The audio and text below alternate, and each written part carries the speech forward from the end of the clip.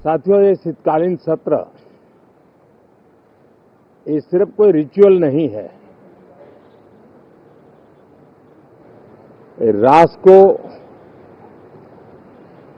प्रगति की ओर तेज गति से ले जाने के जो प्रयास चल रहे हैं, उसमें ऊर्जा भरने का काम ये शीतकालीन सत्र भी करेगा, ऐसा मेरा पूरा विश्वास है। भारत ने लोकतंत्र को जिया है, लोकतंत्र के उमंग और उत्साह को समय समय पर ऐसे प्रकट किया है कि लोकतंत्र के प्रति विश्वास और मजबूत होता रहता है। गत दिनों बिहार में जो चुनाव हुए, उसमें भी मतदान के जो विक्रम हुआ है, वो लोकतंत्र की सबसे बड़ी ताकत है। माताओं बहनों की जो भागीदारी बढ़ रही है, ये अपने आप में एक नई आशा, नया विश्वास पैदा करती है।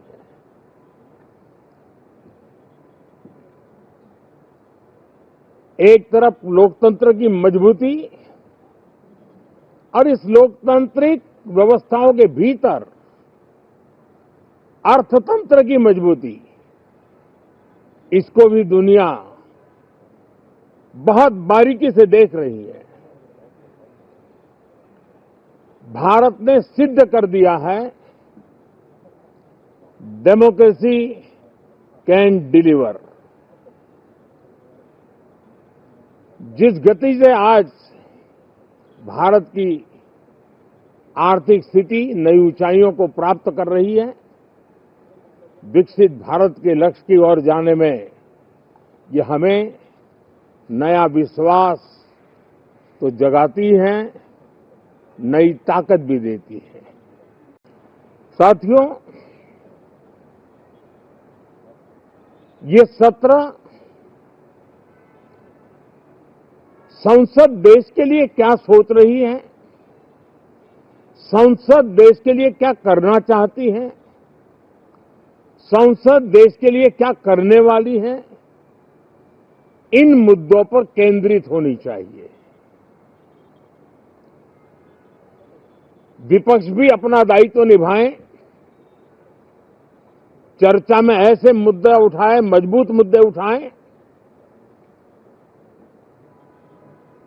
पराजय के निराशा में से बाहर निकल करके आए।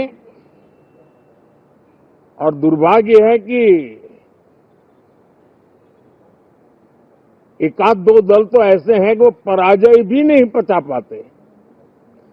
और मैं सोच रहा था बिहार के नतीजे इतना समय हो गया है तो अब थोड़ा संभल गए होंगे, लेकिन कल जो मैं बयानबाजी सुन रहा हूं उनकी, तो उसे लगता है कि पराजय ने उनको परेशान करके रखा है।